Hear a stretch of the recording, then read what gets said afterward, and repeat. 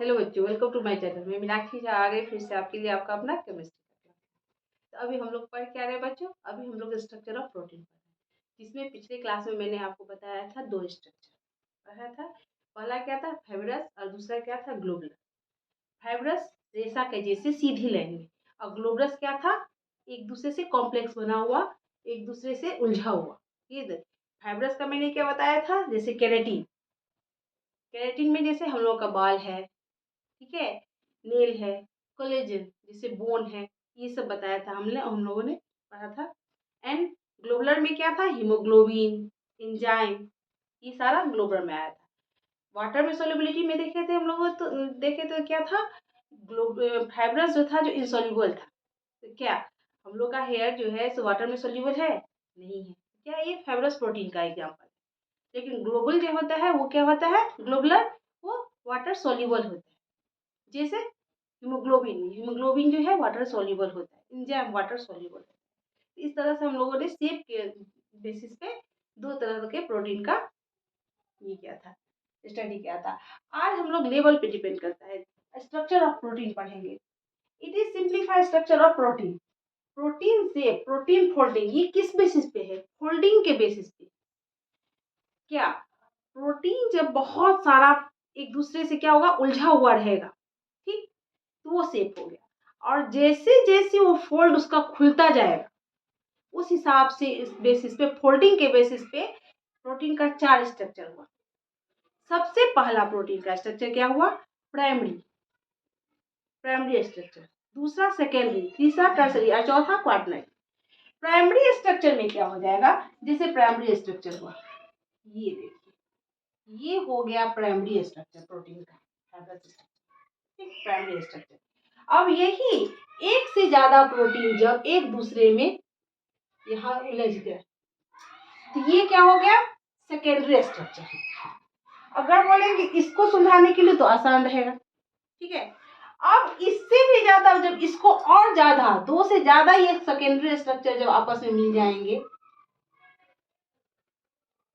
ये क्या बन जाएगा? टर्सरी। अब क्वाटरनरी तो सबसे ज्यादा कॉम्प्लेक्स, बहुत सारा जब मिल जाएंगे तो ये क्वाटरनरी। नूडल्स देखते होंगे, या सबसे सिंपल एग्जांपल तो बाल का ही है। जब एक बाल होता है तो आसानी से उसको देख सकते हैं, दो बाल उलझा तब भी। लेकिन जब बहुत सारे बाल उलझ जाते हैं तो क्या उसको आसानी से निकाल सकते हैं? नहीं, तो वो कॉम्प्लेक्स स्ट्रक्चर हो गया, वो क्वाटरनरी स्ट्रक्चर हो गया। आगे बात समझ में इसमें? तो ये नहीं बोल सकते प्रोटीन का स्ट्रक्चर। फोल्डिंग के बेसिस पे प्रोटीन को चार पार्ट में, चार लेवल में डिवाइड किया गया। बहुत ज्यादा कॉम्प्लेक्स होगा, जैसे जैसे ये फोल्डिंग बढ़ता जाएगा, ये कॉम्प्लेक्सिटी बढ़ती जाएगी। तो जैसे सबसे ज्यादा कॉम्प्लेक्स क्वाटरनरी में होता है, वो बहुत सारा प्रोटीन एक दूसरे से उलझा रहता है, एक दूसरे में क्या होता है? बाइंड रहता है। तो बेंडिंग करके तो वो क्वाटरनरी हो गया। क्या बता? The structure and shape of protein can be studied at the four different level. Four different level पे हम लोग इसका स्टडी करते हैं। क्या क्या है ये? Primary level, secondary level, tertiary level and quaternary level. जैसे जैसे लेवल बढ़ता जाएगा इसका कॉम्प्लेक्स, वो कॉम्प्लेक्स होता चला जाएगा। तो चलिए अब बारी बारी से सबको डिस्क्राइब करते हैं, प्राइमरी, सेकेंडरी और टर्सरी को। चलिए पहला आ गया, क्या पहला हुआ? Primary structure of protein. ये किसके द्वारा डिस्क्राइब होता है? It describe the sequence of amino acid connected together to form polypeptide. Polypeptide क्या होता है? पेप्टाइड मैंने पढ़ाया था ना, जब दो एमिनो एसिड आपस में कनेक्टेड हो जाते हैं तो किसका फॉर्मेशन होता है? पेप्टाइड का। और जिस बॉन्ड से ये दोनों जुड़े रहते हैं उसे पेप्टाइड बॉन्ड कहते हैं, है ना। तो जब क्या होता है, जब बहुत सारे अमीनो सीक्वेंस में अमीनो एसिड जो है तो एक दूसरे से जुड़ के क्या बनाते हैं? पॉलीपेप्टाइड। जब दो अमीनो एसिड एक दूसरे से जुड़ते हैं तो डाइपॉलीपेप्टाइड बनता है, तीन तो ट्राई, चार टेट्रा, और बहुत सारे जब हो जाते हैं मोर देन 10 तो क्या हो जाता है? पॉलीपेप्टाइड बनता है ना। तो इसमें क्या होता है? ये चेन जो होता है प्राइमरी स्ट्रक्चर ऑफ प्रोटीन, इसमें क्या होता है? अमीनो एसिड एक सीक्वेंस में लगे रहते हैं। जैसे कैसे? जैसे एक मोती के माला में मोती कैसे लगा रहता है, जैसे ये एक, दो, तीन, ये एक लाइन में लगा रहता है ना। तो ये क्या होता है? एक लाइन में लगे रहते हैं। ये सारे क्या है? Amino acid.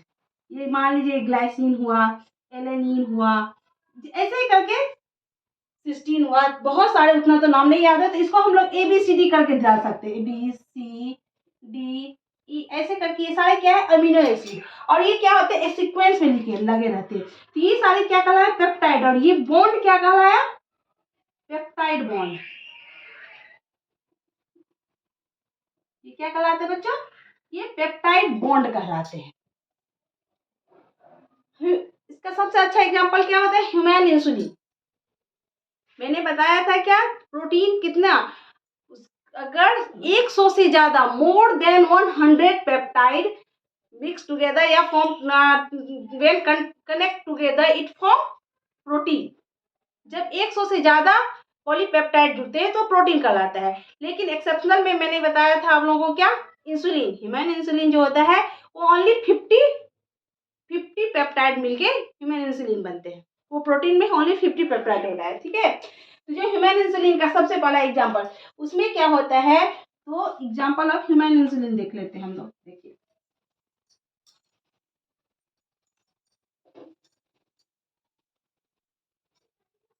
Primary structure of human insulin, primary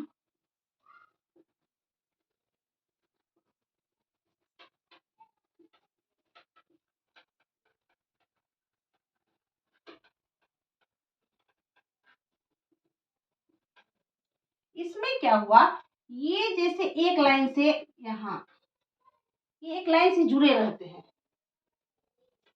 ये पेप्टाइड, इसमें पेप्टाइड एक लाइन से बॉन्ड के जैसे लगते हैं।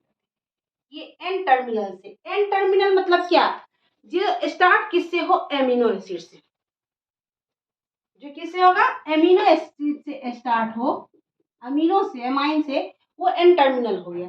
इसमें 21, इसमें क्या होगा, 21 पेप्टाइड जो है एक लाइन से यहाँ से जुड़े हुए हैं, और वो एक दूसरे से क्या, हाइड्रोजन बॉन्ड से या इंट्रामोलिकुलर फोर्स ऑफ अट्रैक्शन से जुड़े रहते हैं, ठीक है। एंड यहाँ पे 30, नीचे में 30 ये रहता है पेप्टाइड, ऐसे करके। और ये एक दूसरे से किससे जुड़े रहते हैं, हाइड्रोजन बॉन्ड के द्वारा एक दूसरे से जुड़े रहते हैं। तो ये जैसे एन टर्मिनल हुआ, यहां से एन टर्मिनल, और जो COOH ग्रुप से स्टार्ट होता है उसे क्या कहते हैं, सी टर्मिनल, सी टर्मिनल कहते हैं उसे। कैसे, मैंने बताया था ना आप लोगों को, जैसे कैसे स्टार्ट हुआ था, मान लीजिए कोई बॉन्ड स्टार्ट हुआ था, तो जैसे RCH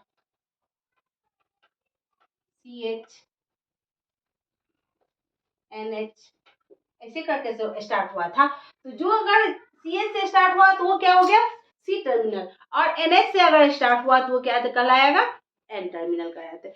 तो प्राइमरी इंसुलिन का, प्राइमरी स्ट्रक्चर ऑफ इंसुलिन में क्या होता है, ओनली 50 पेप्टाइड मिलके बने होते हैं। आगे बात समझ में। अब हम लोग आते हैं किस पे, सेकेंडरी पे, आगे सेकेंडरी पे, ठीक है। सेकेंडरी स्ट्रक्चर ऑफ क्या, प्रोटीन। सेकेंडरी में क्या, it describe the shape in which polypeptide chain can exist due to folding of the backbone of the polypeptide chain to H bond। मतलब क्या बोल रहा है, ये बोल रहा है, ये क्या डिस्क्राइब करता है, शेप डिस्क्राइब करता है प्रोटीन का, क्या, पॉलीपेप्टाइड का chain can exist due to folding, किसके द्वारा होता है, फोल्डिंग। अभी मैंने बताया, जब एक रहा तो चेन में, तो वो क्या हो गया, फाइब्रस हो गया, एंड प्राइमरी स्ट्रक्चर हुआ। जब दो प्रोटीन का चेन, अमीनो एसिड का चेन और पेप्टाइड चेन जब आपस में जुड़ गया, ठीक, तो ये क्या बन गया, सेकेंडरी। ये क्या कर रहा है, शेप बताता है, क्या बताता है, शेप बता रहा है। ये एक दूसरे से किस बॉन्ड के द्वारा जुड़ा रहता है, एच बॉन्ड के द्वारा जुड़ा रहता है, किसके द्वारा, एच बॉन्ड के द्वारा रहता है। ये दो तरह के होते हैं, टू टाइप के, कौन, एक होता है अल्फा हेलिक्स और दूसरा होता है beta plated, plated seed. Helix, helix कैसा होता है, हेलिक्स ऐसे होगा, जैसे देखिए ये हेलिक्स होता है ना, ऐसा शेप, और प्लेटेड कैसा, प्लेट जैसा शेप, कैसा शेप, प्लेट जैसा शेप, सिंपल प्लेट जैसा शेप, ऐसा। नहीं तो इसका स्ट्रक्चर कैसे, हेलिक्स में अगर हम लोग देखें अल्फा हेलिक्स, तो हेलिक्स का शेप देखिए ऐसे,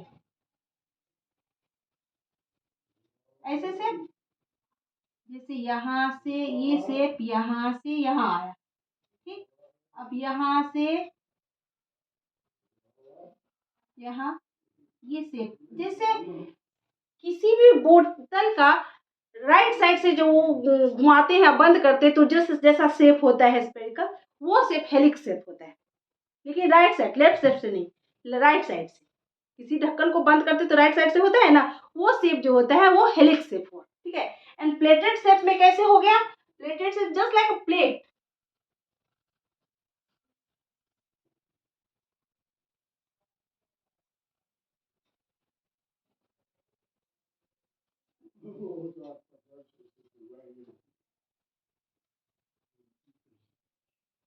ये प्लेट लग रहा है प्लेट जैसा, ये वो अल्फा हेलिक्स है और ये है क्या? बी बीटा प्लेटेड शीट होता है, ठीक है। अब अल्फा हेलिक्स को हम डिस्क्राइब करते हैं, चलिए। Alpha helix and beta plated को डिस्क्राइब करते हैं, ठीक है। अल्फा हेलिक्स का क्या है? Alpha helix, in alpha helix all possible H bonds are found to give right handed screw configuration. मैंने क्या बताया था अभी? वो कैसा कॉन्फ़िगरेशन दिखलाता है? Screw, right handed screw. Screw जो होता है राइट हैंडेड, ऐसे ऐसे जो रहता है राउंड राउंड, वैसा शेप दिखलाता है, कैसा? हेलिक्स। जबकि बीटा प्लेटेड्स क्या होता है? बीटा प्लेटेड से beta plated structure the peptide chain are stretched, वो फैला रहता है और टू मैक्स एक्सटेंशन, जितना फैल सके हैं, and joint by intramolecular force of attraction और एच बॉन्ड, और एक दूसरे से जुड़ा कैसे रहता है? इंट्रामोलिकुलर फोर्स ऑफ अट्रैक्शन या एच बॉन्ड। एच बॉन्ड में क्या होता है? एच बॉन्ड में वही होता है ना, एच बॉन्ड में क्या रहता है? इंट्रामोलिकुलर फोर्स ऑफ अट्रैक्शन से ये जुड़ा रहता है एक दूसरे से। हेलिक्स में जो हम दिखलाया है तो कैसा था हेलिक्स में? ये हेलिक्स का शेप, हेलिक्स का शेप हुआ। अब यहां से लिए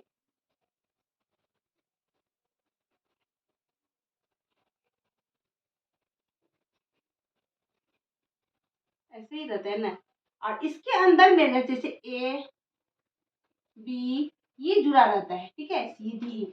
और यहाँ से एक दूसरे के साथ किससे जुड़ा रहता है? इंट्रामोलिकुलर फोर्स ऑफ अट्रैक्शन या एच बॉन्ड के द्वारा। जैसे यहाँ कोई मान लीजिए कोई प्रोटीन CYS करके हुआ, CYS करके यहाँ भी हो गया, तो ये एक दूसरे से किसके द्वारा जुड़ा रहा है? ये इंट्रामोलिकुलर फोर्स ऑफ अट्रैक्शन या एच बॉन्ड के द्वारा जुड़ा रहा है। यहाँ भी एच होना चाहिए, यहाँ एच रहेगा, यहाँ ओ, तो दोनों एक दूसरे के साथ एच बॉन्ड के द्वारा जुड़ा रहे, ठीक है। एंड प्लेटेड में भी क्या होता है? प्लेटेड में ये तो हो गया हेलिक्स शेप, एंड प्लेटेड में भी मैंने दिखाया था आपको शेप ऐसे होता है ना,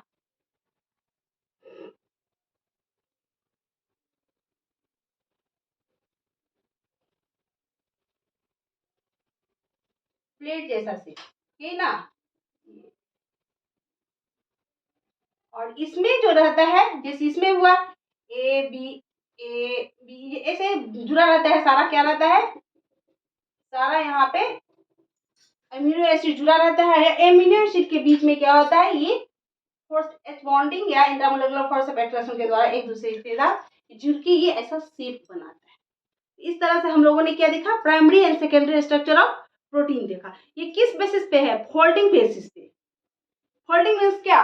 जैसे जब एक रेशा जुड़ा, ये एक है, सिंगल है, तो ये हो गया प्राइमरी स्ट्रक्चर। अब जब एक को ही ऐसे उलझा दिए और उसमें फिर दूसरा भी उलझ गया, सेकेंडरी स्ट्रक्चर।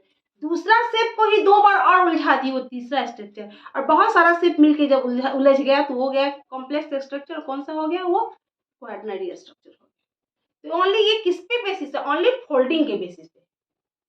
तो अब नेक्स्ट टू कौन कौन बचा? टर्सरी एंड क्वाटरनरी, जो हम लोग नेक्स्ट क्लास में पढ़ेंगे आगे। अभी मैं अगर आप पढ़ाने लगूंगी आप लोगों को तो बहुत हैवी हो जाएगा, और इसलिए अब नेक्स्ट क्लास में अगर आप लोगों ने सब्सक्राइब नहीं किया मेरा चैनल तो जल्द से जल्द सब्सक्राइब कर लीजिए। और जितना हो सके क्या करना है?